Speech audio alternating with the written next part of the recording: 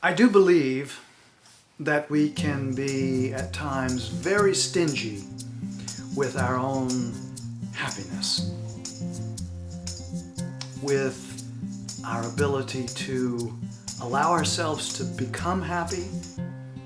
And once we discover that state, that we can allow ourselves to just relax into being happy. And so I found some years ago, I happened to be on this gorgeous trail called the Sun Trail, which is up in it's on Mount Tamalpais, which is just north of San Francisco. And I was there, and I was on this Sun Trail, which happens to be adjacent to the Dipsy Trail, which is a kind of famous foot race that's been going on for more than 100 years. But the Sun Trail, which is up on this cresting set of hills, which overlook the Pacific Ocean, just amazing with in springtime, particularly after rain, which this year had a lot of rain in the winter. So there were tremendous wildflowers. The manzanita were just brilliant. There were redwood trees in the distance. Muir Woods is just below the Sun Trail, the kind of famous Muir Woods for their old growth redwoods. And then just in the distance, the Pacific Ocean in the spring with its little wisp of fog and its blueness and its great vista that just fills the horizon. And so this trail is just stunning. And after I'd been up there, and I should mention that in particular among the wildflowers are the California poppies. There are groups of them along this trail which just take your breath away. And so I had been up there on this trail, and I was writing about it the next morning, as I am wont to do each day, is to spend some time writing in the morning. And this adventure from the previous day came back to me, and I was writing and writing, and then toward the end of this piece, the actual subject of happiness came up in a rather stunning way. And I want to speak the poem now. It's called Sun Trail. Sun Trail. Look, the poem starts this way. Look, look, look, the poppies, they are at it again, exploding on the hills with their deep yellow flames and supple hearts.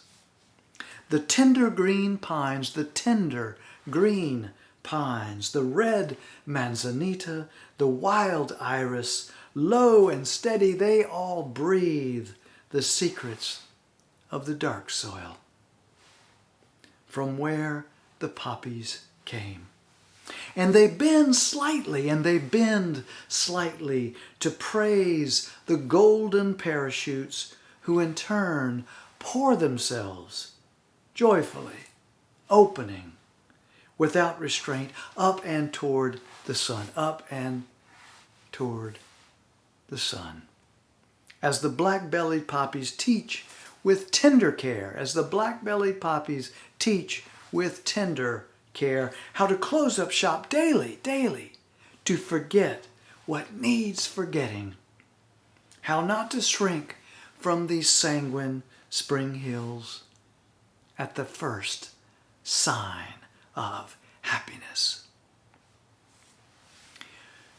Part of a well-lived life, I think, or part of being able to be effective in our lives is to be able to forget to start again over and over and over again, often, is my own experience.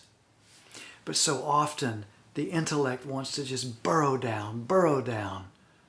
The Buddhists call it monkey mind, and I know it well. And so sometimes we just need to forget. We need to, as the poem says, to close up shop daily to forget what needs forgetting. And the last line, this last line that came to me with a kind of stunning clarity. How not to shrink from these sanguine spring hills at the first sign of happiness. How often do we close down on that feeling of happiness? How often do we say we don't deserve to be happy? And we don't deserve to be happy for long, if at all. So, how can we not shrink from these sanguine spring hills at the first sign of happiness? Thank you so much for your listening ear, as always. And until next time and next poems, take good care of yourself. And if you can, someone else.